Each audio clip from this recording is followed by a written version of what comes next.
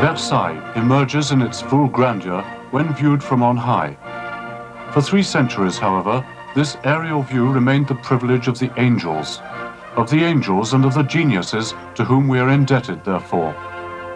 And surely Louis XIV, Le Nôtre, Le Vau, and Mansart must have revelled inwardly in this same view, since it is thanks to them that Versailles became one of the world's handsomest sights. The Renaissance had set the chateaux free.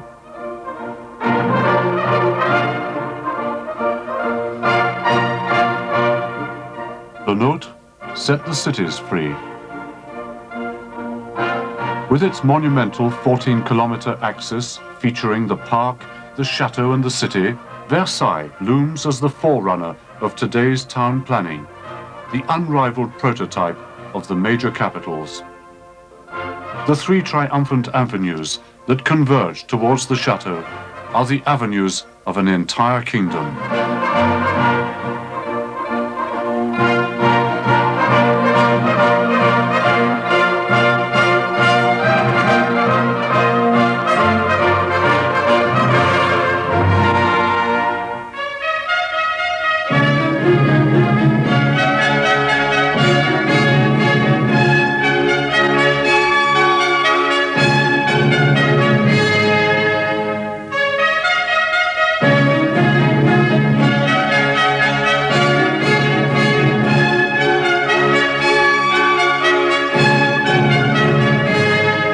The designer of this exemplary dwelling seems to have mastered time itself. Louis XIV ruled during history's longest reign, 72 years.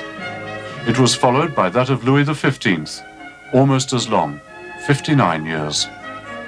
The felicitous succession of 2 reigns, lasting a total of 130 years, largely accounts for the unity and abidingness of Versailles.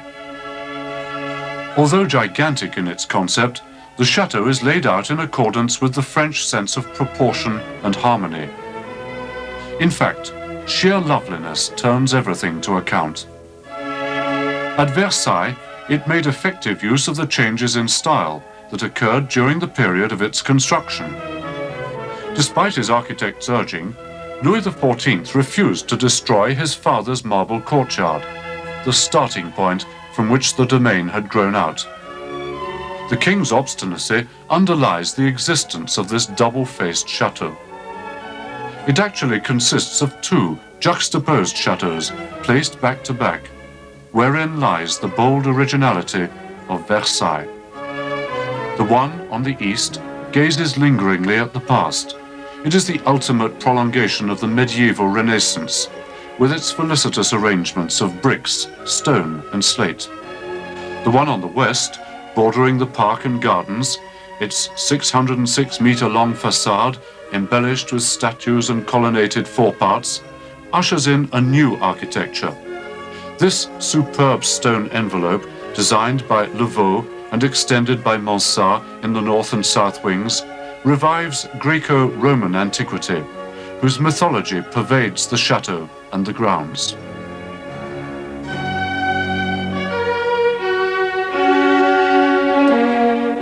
As the chateau grew, its tenants assumed occupancy according to a hierarchy of blood and rank. The king and queen dwelt on the noble second floor, while the princes lived in the wings, and the dauphin on the first floor.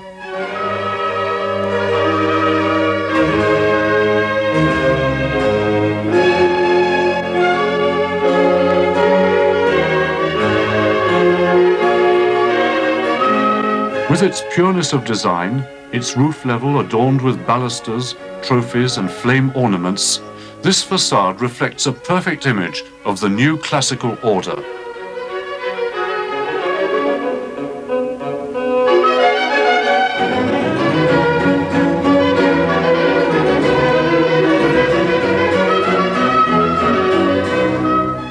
Louis XIV's palace, a fabulous instrument of power by its beauty, opulence and luxury, was to become a blueprint for royal abodes, one that would be imitated by monarchs everywhere with varying degrees of success.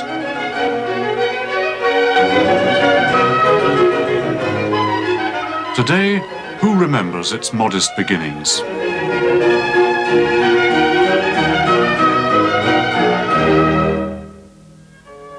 It was an unpromising, marshy expanse that Louis XIII had discovered while out hunting with his father Henry IV. After coming to the throne, he erected a small chateau, which, although unrecognizable, is still standing today at the heart of the immense palace.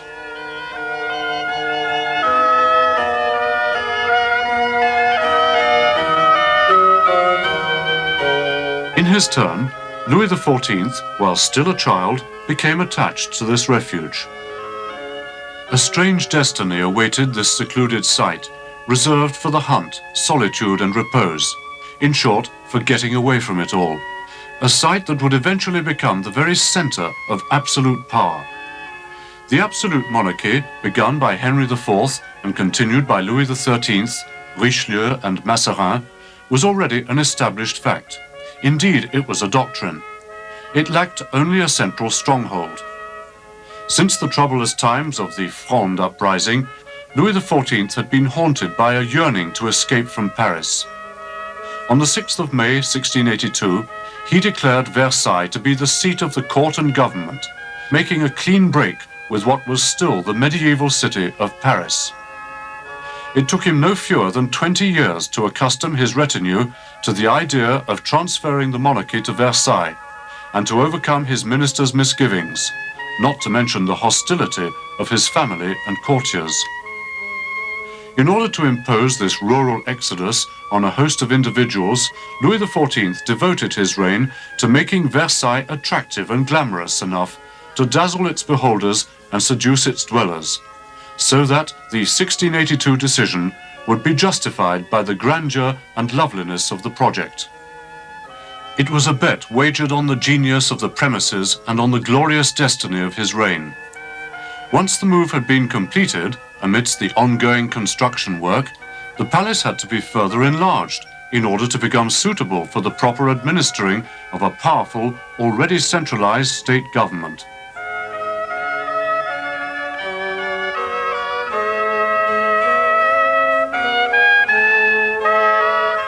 Thenceforth, the man and the place merged into a single entity. In the chancelleries, the provinces and the royal courts, the reference was to Versailles rather than to the King of France. Ambassadors from every country thronged here to marvel at the most prestigious of palaces and to admire the most brilliant and refined court life.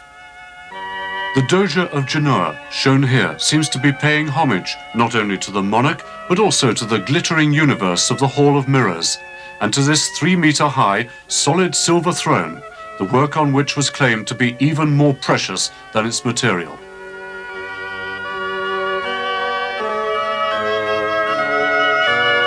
The Persian ambassador makes a bow before the king, and also before France's newly emerging preponderance in Europe and worldwide.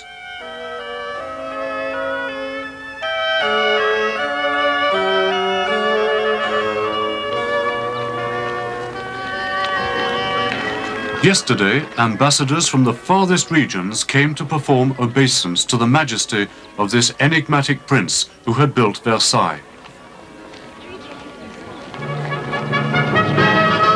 While today, 3 million ambassadors from the 4 corners of the earth throng through the royal dwelling place, filling it with a human presence without which it might fade away.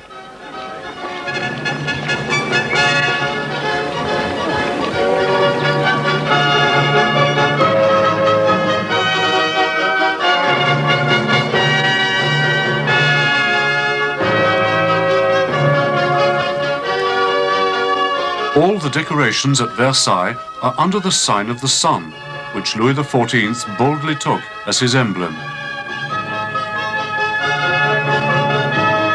In the king's bedroom, there meet together the solar axes along which lie the palace, its grounds, and the city. Since the sun is at the center of the universe, the king's bedroom is located at the center of the chateau.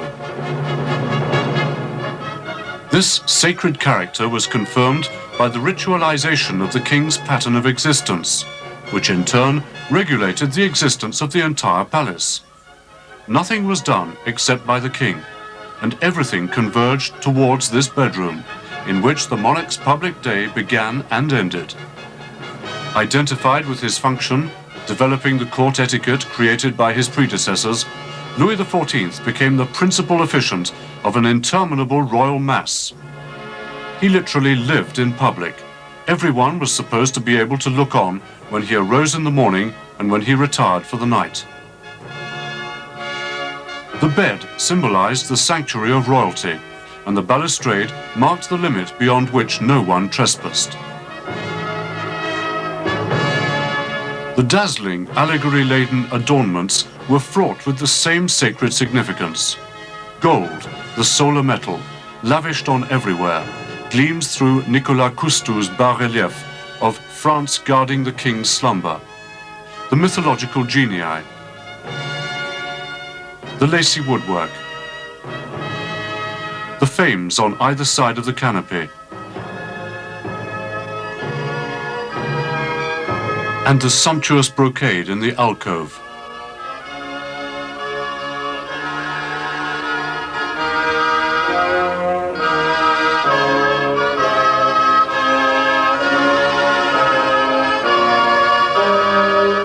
Everything here, including ornaments and furniture, is in the purest Louis XIV style. In fact, this bedroom has been restored to exactly the same condition as it was in when the great king died on the 1st of September 1715.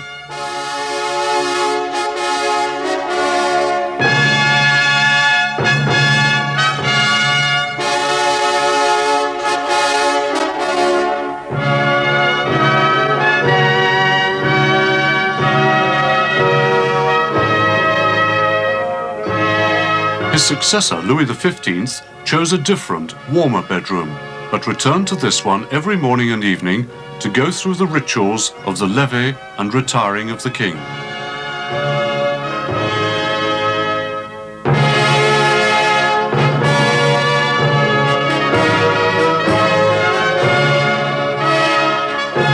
The kingly bedroom remained virtually the hub of the Chateau universe until Louis XVI's definitive departure in 1789.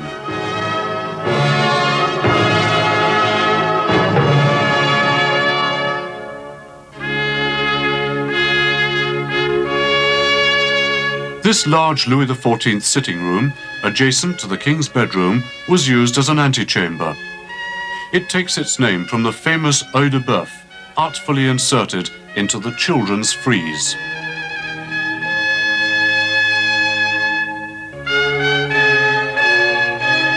The pomp and glitter of court life and the concern with decoration and art should not distract us from the fact that Louis XIV's existence was actually devoted to what he called the job of being king.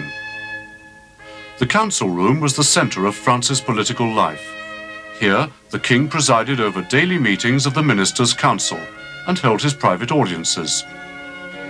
Louis XIV was a hard-driving worker, acutely aware of belonging to a fertile, constructive century, and dedicated to becoming its master coordinator. Viewed from this approach, royalty became a crushing responsibility, one that obliged him to observe a strictly undeviating schedule. To the sundry councils and to his private work with his ministers, he devoted 8 to 10 hours a day.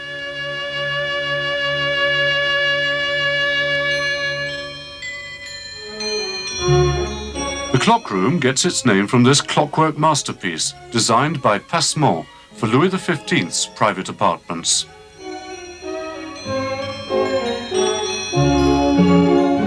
The private apartments remained the king's sole refuge.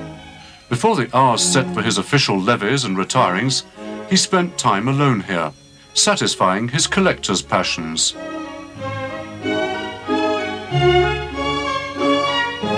Louis XV's private office, virtually intact, is rightly recognized as possessing one of the handsomest interior decorations of the 18th century. The famous cylinder desk designed for the king by Urban and Reisner was deemed to be so skillfully devised and such a fine object that it was spared by the Revolution and was displayed in the Louvre as a masterpiece of French cabinet-making art. Better than a portrait or a book, Louis XV's desk helps us to imagine this secretive man who occasionally took actions unbeknownst to his ministers and administered his foreign policy without advising his envoys.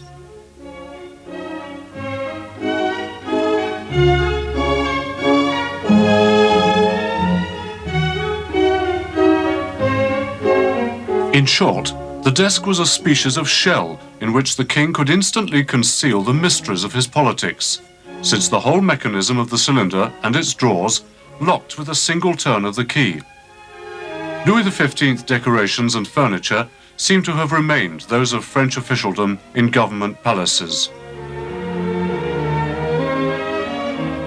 Whereas Louis XIV never worked alone, nor pursued his labours elsewhere than amid the trappings of the council room, Louis XVI installed a fine library room wherein to transact the business of the realm.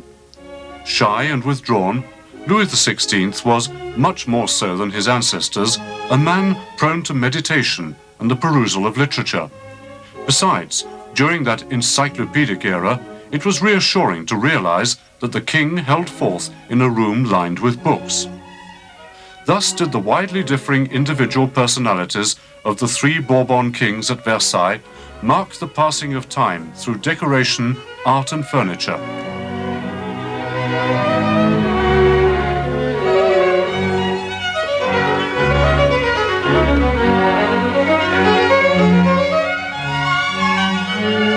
The Gilt Room, designed for Madame Adelaide, Louis XV's daughter, is a stirring sight because of its association with two illustrious visitors. Here, Beaumarchais, who was not yet the author of The Marriage of Figaro, gave harp lessons to the young princess. And here also, the child Mozart performed on the harpsichord for the royal family.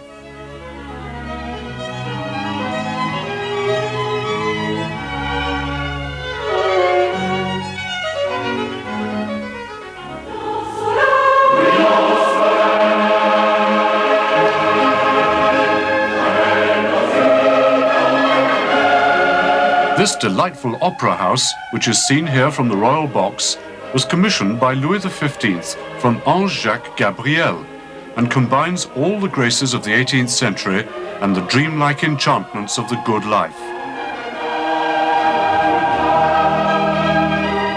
The first performance was staged here on the 16th of May 1770 as part of the festivities planned for the marriage of the future Louis XVI and Marie Antoinette.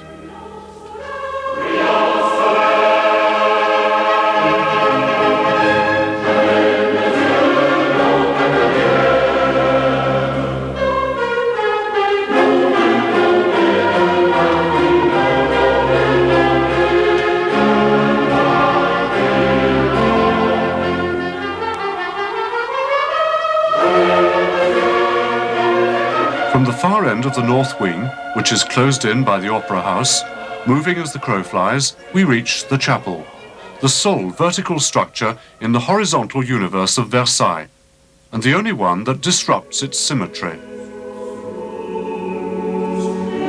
This Palatine Chapel was the last building commissioned by Louis XIV for Versailles. Designed by Mansart, it was completed by Robert de Cotte in 1710.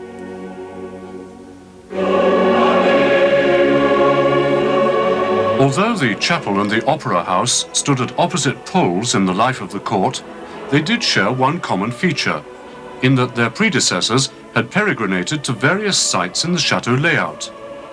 Nothing remains of the earlier temporary chapels. It's nice to think that this most Christian ruler was anxious to crown his tremendous undertaking by an act of faith with a delayed purpose. Whatever the case, this chapel was thenceforth the setting for the baptisms and marriages of princes and close relations, the ceremonies of investiture of royal orders, and the Te Deums of victories.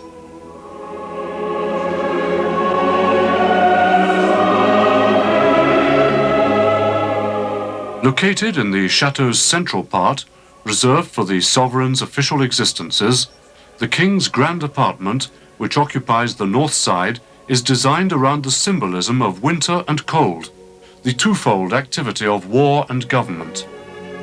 The so-called planet rooms in the grand apartment, named after Venus, Mars and Mercury, gravitate around the royal bedroom just as the planets turn around the sun. The Hercules room between the chapel and the king's apartment is the chateau's largest. The ceiling painting, done by François Lemoine, celebrates the apotheosis of Hercules.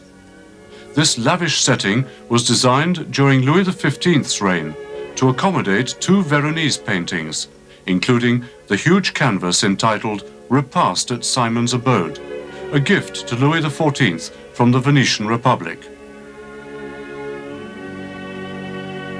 This prince's passion for collecting was universally known.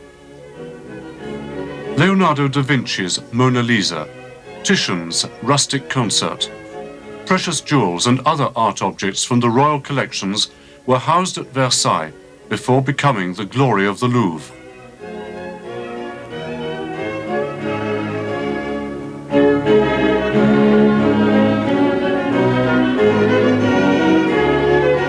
The array of sitting rooms in the grand apartment made up its public area and were open to virtually all and sundry. Anyone was entitled to see the king there, to approach him, to deliver a petition, or to be present while he dined.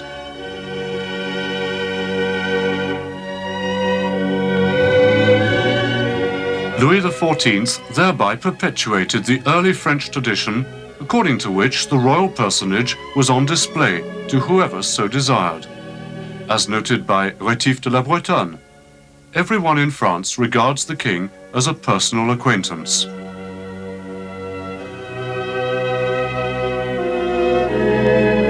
These magnificent rooms should be pictured as they used to be, teeming with wildly picturesque swarms of individuals, lackeys, tradesmen, soldiers, priests, courtiers, and also humble peasant folk, many of whom had journeyed from afar to behold their king amid his palatial splendor. And it's impressive to realize that this bust of Louis XIV by Bernini has witnessed the presence of the owners of the greatest names in the Age of Enlightenment, that the leaders who made Versailles, as well as the people who worked there, all of whom contributed to peopling the chateau with immortal shades.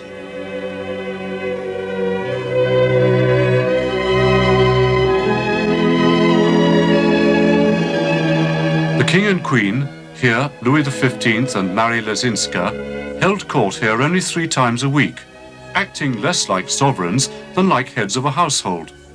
Food was served, billiard games were played, there was music and dancing for entertainment.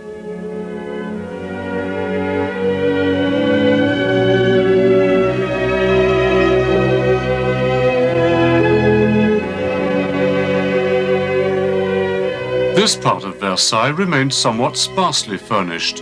The famous silver furniture was sent by Louis XIV to be melted down when his reign met with setbacks. The remainder was scattered during the Revolution. And the truth was that the requirements of court etiquette, the wearing of formal attire, and the endless curtsying, bowing and scraping before the sovereigns made it necessary to restrict the amount of furniture in the formal reception rooms.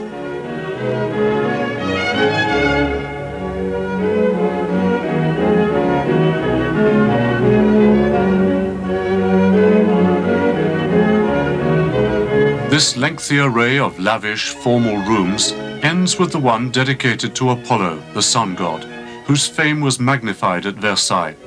This room held the throne, which stood at one end underneath a canopy.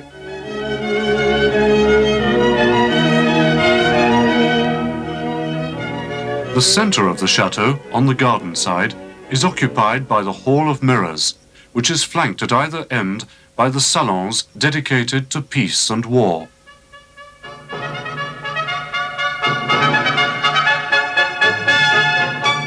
Not only by its size, but also and primarily by its symbolic meanings, the Hall of Mirrors is the most considerable creation in the chateau, emerging as its quintessence. By itself, it can summarize Versailles. It is the Hall of the Sun.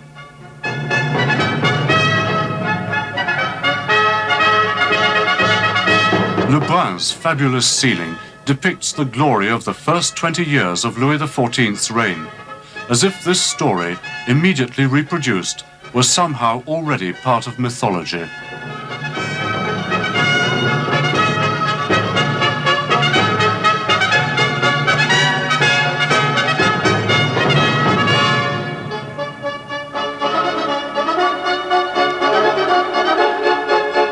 But in the afternoon, the Sun King, who dominates the ceiling, yields his place to King Sun. For it is the sun, an immaterial personage, which shines forth in the mirrors and transforms the space into a bar of sheer light. Was it the painter Lebrun or the architect Mansart who hit upon the stroke of genius that led to the installation of mirrors for the sun's reverberations? Was it the king himself? In the evenings, the Sun King and King Sun merged to become but a single entity.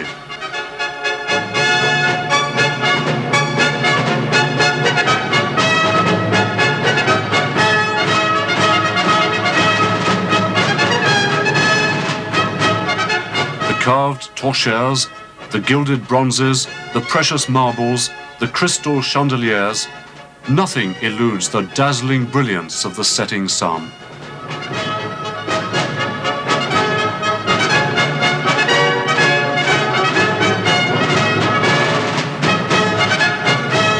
The 17 mirrored arcades reflect 17 times over the light from the windows opposite, and the floor itself looms like a gigantic mirror, staging a solar apotheosis that is unique in the world.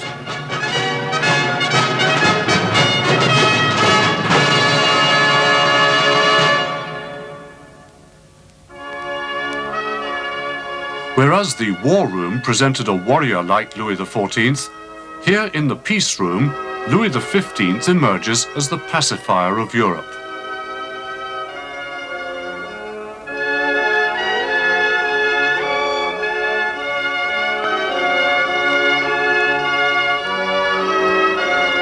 On the great terrace, the vases of peace and war, the symbolic projection of the chateau on the outside, correspond to the salons of peace and war.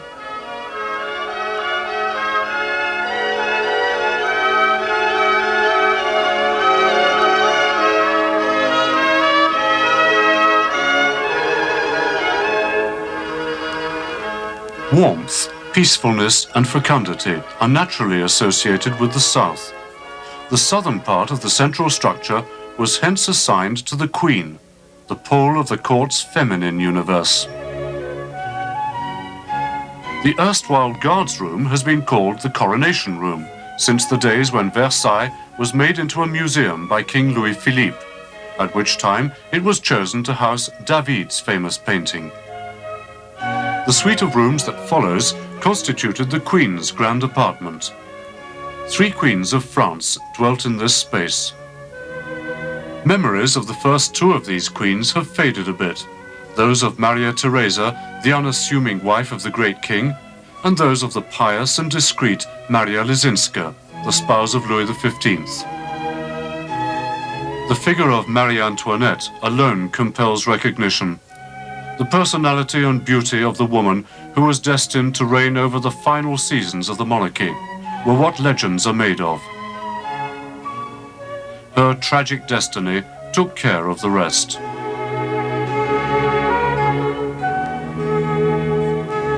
The Salon des Nobles was the Queen's throne room, where she held forth beneath a canopy, seated in a raised armchair, up to which led a few steps.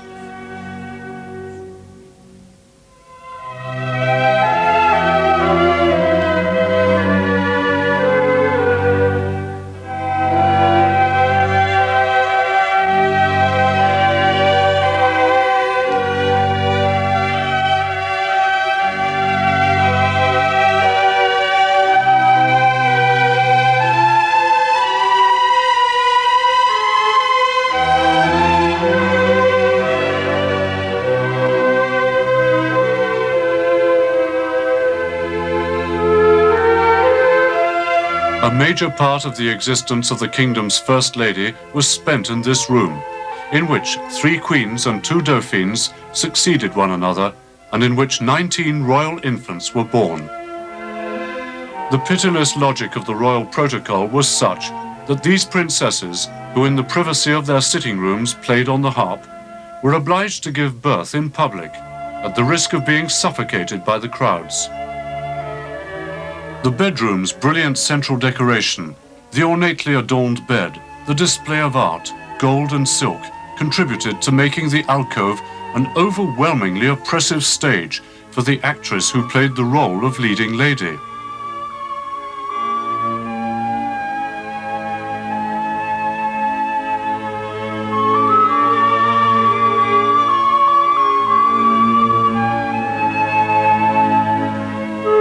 But Versailles' luxury had other functions than those of serving as the setting for the rites of the monarchy.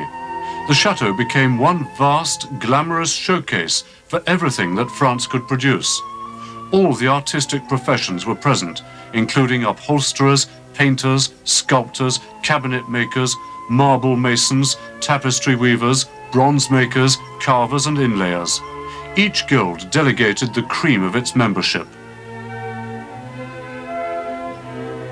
The elite labor pool assembled here played a vital role in the economic reversal by Louis XIV and Colbert. After being an importer of luxury items from Italy, the Levant and China, France was transformed by Versailles into Europe's foremost producer of art. The Gobelins, Aubusson, Sèvres, Limoges and La Savonnerie became synonyms of this artistic perfection. Royal commissions, the founding of manufacturing establishments, the development of the ultimate in refined techniques, fostered the flowering of France's budding genius in the form of creativeness and skillfully crafted work designed to cater to the most discerning taste.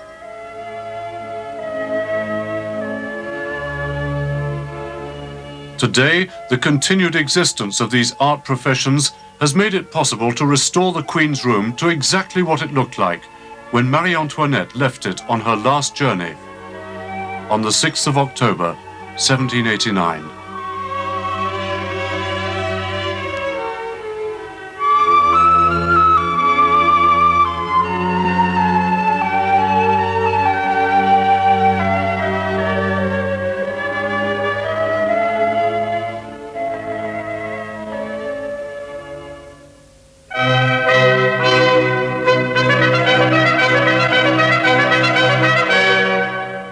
Versailles is not the mindless projection of a solitary dreamer. Rather, it is the felicitous meeting of the minds of all the geniuses of an outstanding century, whose most influential determining force was perhaps André Le Nôtre.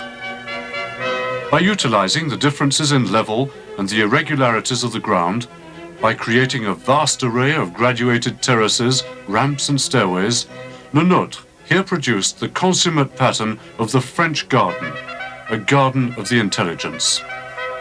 After moving through the King's bedroom and the Hall of Mirrors, the main axis of Versailles continues, quite as symbolically, with the Latona pool and the Apollo pool, before tapering off in the distance along the Grand Canal. By applying the triumphant rectilinear designs of his urbanism to nature, Le Nôtre had ended up with the cloistered gardens worthy of the medieval world. Here, the great axis of the rising sun wends its way towards the setting sun, leading the way into the gardens.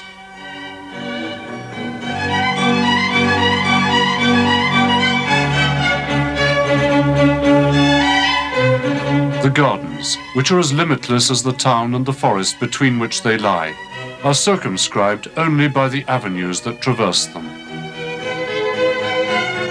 The two fountain pools of the water parterre were designed as the point of departure for the perspective that winds up at the far end of the Grand Canal with another display of water. In the symbolic arrangement, Versailles emerges as the ideal center of the kingdom. Statues representing the four main rivers of France were selected to represent it. The overall effect is as if, from beyond the visible world, Only the king's palace could be their spring.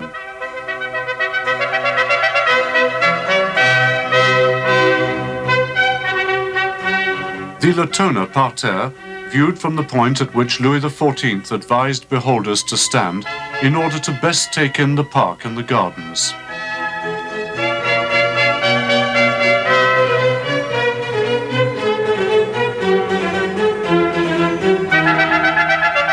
The Latona pool is to the park what the king's bedroom is to the chateau.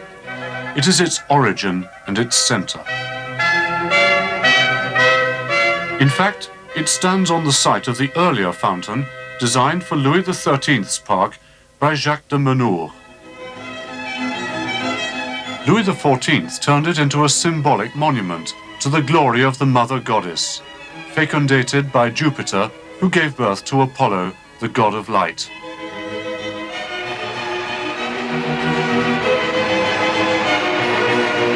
The pageantry of the fountains in full play is a reminder of the pleasures of the Enchanted Isle, composed by Molière and Lully for a triumphant young king. The staging of the fountains of Versailles has remained unchanged since Louis XIV's time.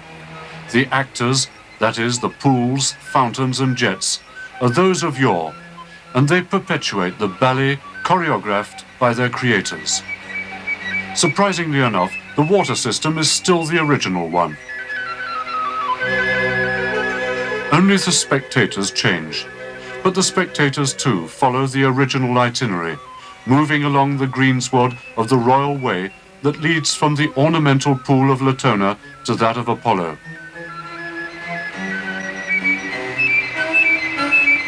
The chariot of the sun was the work of Tubi, and its 4 horses symbolize the 4 directions of space.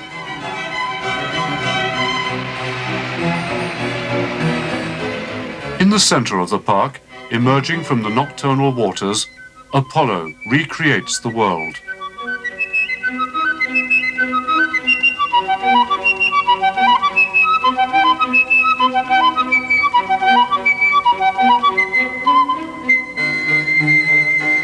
It was also Le Nôtre who achieved the admirable symbiosis between architecture and landscaping. The park is a replica of the chateau carved out of nature, a palace of boxwood trees with sitting rooms of hedgerows, bowers and carpets of flowers. The groves and glades are like roomy, open-air saloons, and they were actually furnished and decorated like the apartments in the chateau. In this marble colonnade, designed by Jules Hardouin-Mansart, complete with a 12-meter circular peristyle, 64 columns and 28 basins, suppers and light refreshments were served. Is this a garden or is it architecture?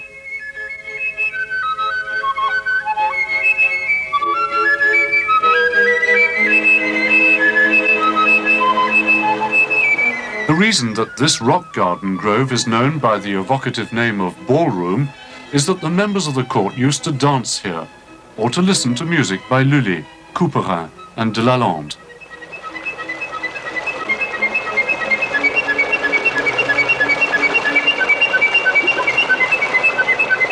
Is this still architecture? Is it still a garden? Is it not a stage set? Is this Enceladus actually a fountain, or is it the main character in a tragic opera?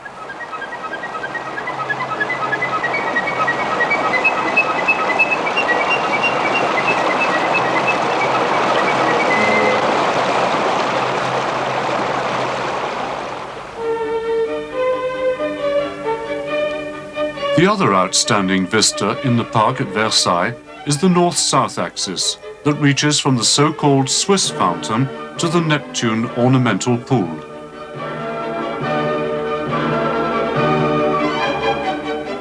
Excavation for this lake was done by the Swiss Guard Regiment, thereby giving it its name. In the middle of the southern axis, due south as is only fitting, the wonderful orangery, which shelters the golden apples of a perpetual paradise, defies the passage of time. In the summer, 1,000 orange, pomegranate and palm trees adorn the outdoor parterre of the orangery. They winter in the 3 colossal galleries that soar to 13 meters high and stretch 13 meters across, amounting to a virtual boulevard 400 meters long. This titanic structure, which serves simultaneously as a buttress and as an entranceway, with its monumental 103-step staircase, was erected in 2 years by Mansart, who signed his masterpiece with the 17th century's most original design and the most admirable transition between nature and built areas. The geography of Versailles is a creation dreamed up by the mind of man. Enormous earthworks were necessary in order to transform hill slopes and marshy valleys into flower beds. The southern parterre has retained the original layout design of its box edgings. This was the classical age: grandeur, brilliance and delicacy. Boileau, Racine and La Fontaine.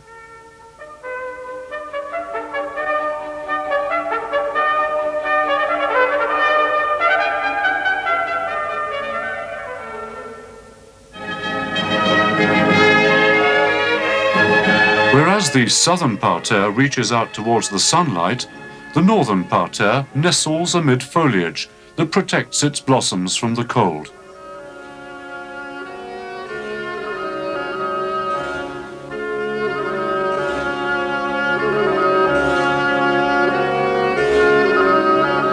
The fountain concourse, which begins with Girardon's superb pyramid, is one of the most graceful achievements of Le Nôtre in Versailles.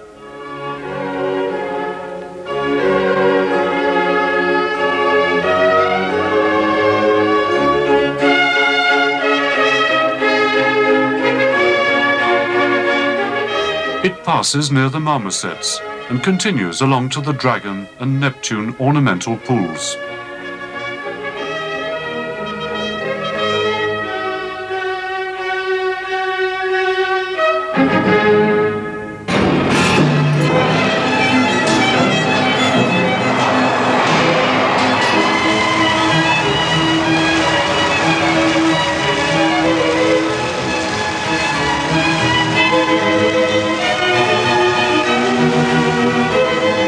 The Neptune fountain, complete with its 99 jets, brings us to Act 2 of the grand fountain spectacle. In former times, the fountains, visible from the chateau, played all day long, while the others were turned on only when the king passed. The great waterworks display, a miracle of technique and ingenuity, expressed still another aspect of royalty as perceived by Louis XIV. It is a source of life and a continuously ongoing exchange between heaven and earth. Today's spectators cannot imagine the difficulties that had to be overcome in order to pipe in water for the 1,400 fountain sprays. Nearly 1/3 of the total cost of Versailles was accounted for by the gigantic undertaking of bringing in water, by the Clagny pump and the fantastic machine at Marly, not to mention the far-fetched project of diverting the waters of the river Eure.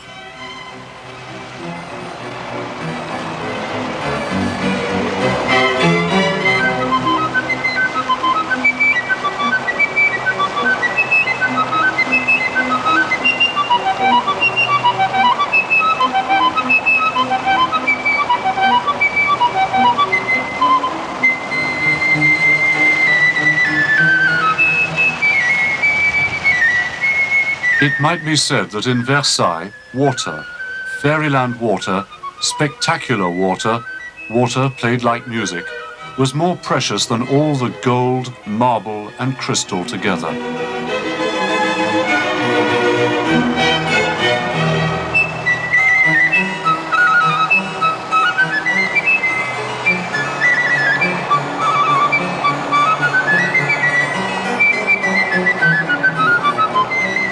Fountains and sculptures were designed to add enhanced life to the gardens and to accommodate the subtlest transitions between architecture and nature's greenness.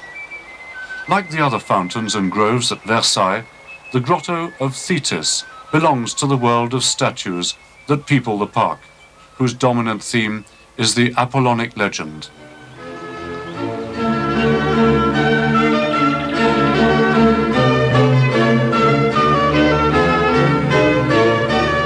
Apollo and his sister Diana are everywhere.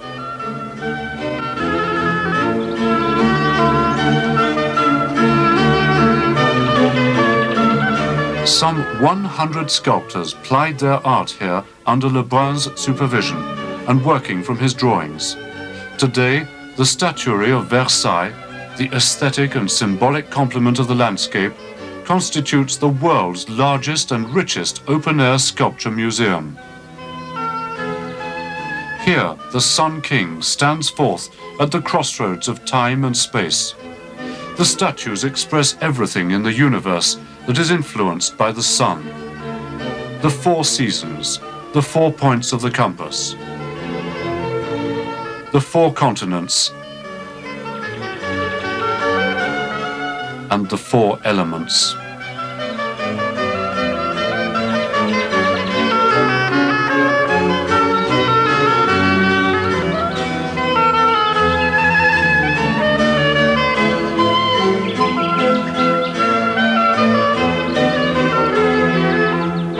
It is a complete cosmogonic display, punctuated by statues of gods and heroes, that organizes the universe and recapitulates the memory of the world.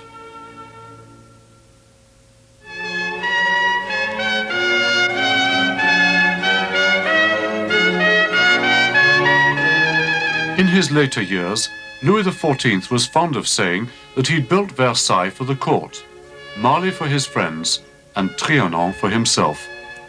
Yet this prodigious monarch, whose desire was to be at the center of everything, was forever beset with a contradictory instinct for withdrawing to more restful retreats.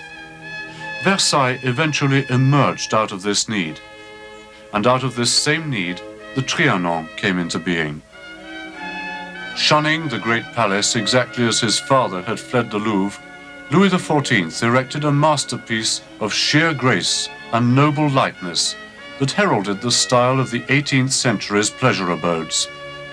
In the Trianon, he was able to satisfy his desire to enjoy privacy, remote from the importunate grandeur of the court. During the last few years of his reign, he frequently betook himself to the Trianon, in the company of Madame de Maintenon, the uncrowned queen who shared the life of the aging monarch.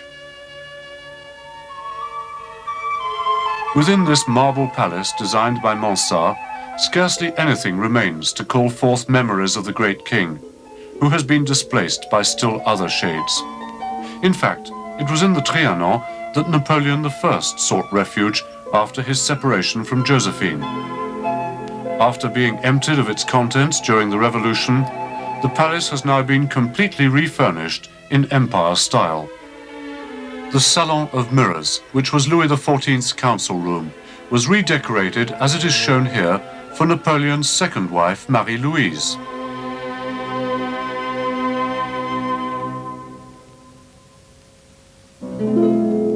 The bed used by Napoleon in the Tuileries Palace has been placed in the king's former bedroom, which was occupied successively by Napoleon's mother and Empress Marie-Louise.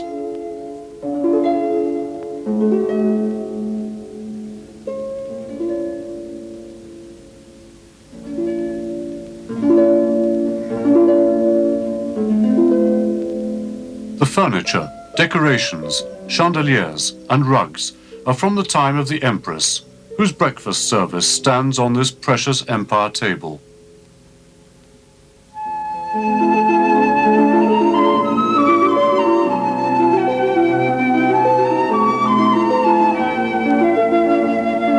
After wedding an Austrian archduchess, Napoleon felt the need to identify more closely with the royal history of France. His idea was to provide the daughter of the House of Habsburg with a setting worthy of her august lineage. The development of the Grand Trianon seems to have been only the beginning of vaster projects earmarked for Versailles, projects that Napoleon didn't have the time to achieve. After the Revolution, Versailles was actually just a great empty shell, and Napoleon, who had begun its restoration, had even planned to take up residence there in June 1814. Instead of which, he abdicated in April of the same year. The Malachite room served as the emperor's spacious private office. The sumptuous furniture was designed by Jacob de Malter, and the Malachites that adorn it were a gift to Napoleon from Tsar Alexander I.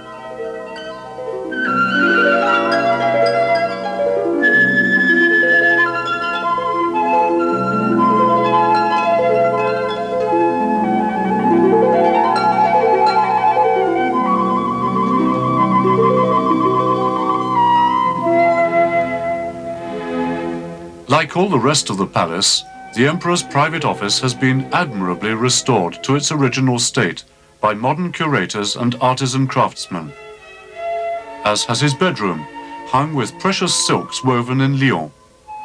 These details reveal the private person of Napoleon, who repaired here to seek respite from war, far from the atmosphere of the Tuileries, the palace that was as gloomy as grandeur, who perhaps dreamt of a less ponderous destiny, and who knows, of a peaceful existence.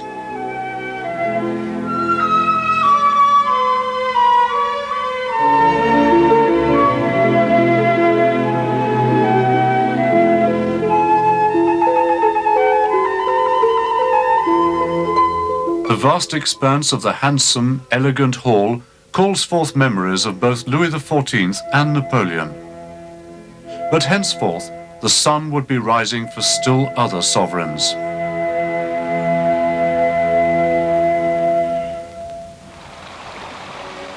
The delightful Trianon gardens, whose flower plantations used to be changed daily, conjure up images of their 18th century denizens, reveling in rural nature rambles, amidst securely private surroundings, in what was actually a miniature replica of Versailles.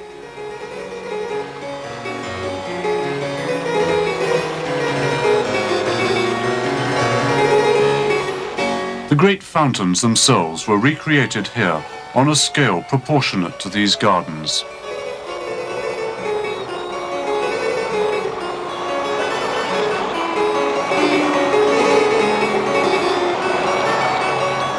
It was in honor of Madame de Pompadour that Louis XV commissioned the architect Gabriel to design and build the Petit Trianon, a masterpiece of neoclassicism and a model for this refined architecture.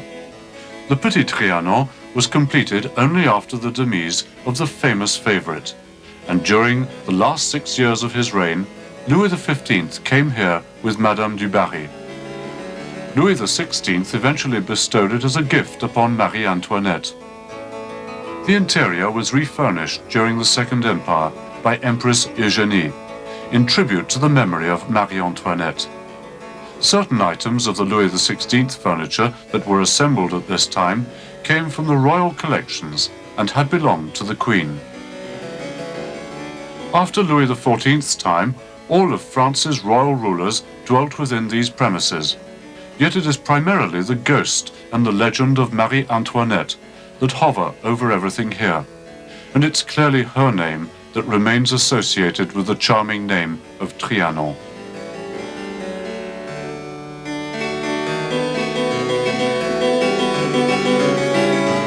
A complete art of living on the eve of the Revolution remains attached to the enchantment of this domain and to the memory of France's last queen, who also, and above all, sought refuge here from the stifling formalness of court life.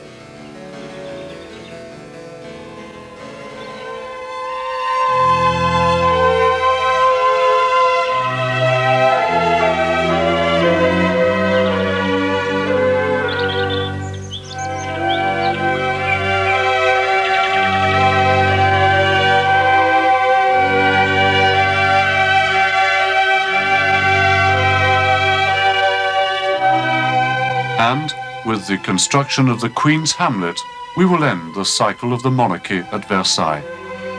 Oddly enough, it ends quite in the same way it had begun, for it was in the farms of the villages of Versailles and Trianon that King Louis XIII sometimes spent the night while out on the hunt, before building a residence there, and before introducing into these rustic realms the hustle and bustle of history and the concerns of politics. But what do politics and history matter here?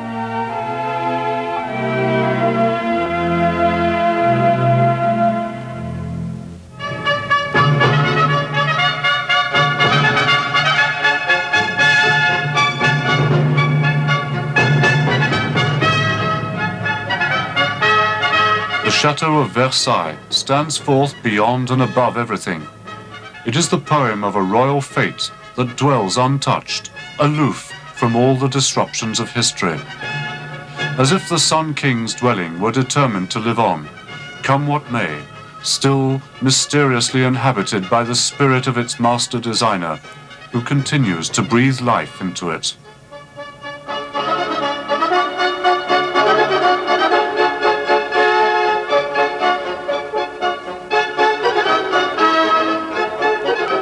The glamorous palace, still wholly intact despite 3 centuries of setbacks and metamorphoses, has joined the happy fraternity of universal masterpieces.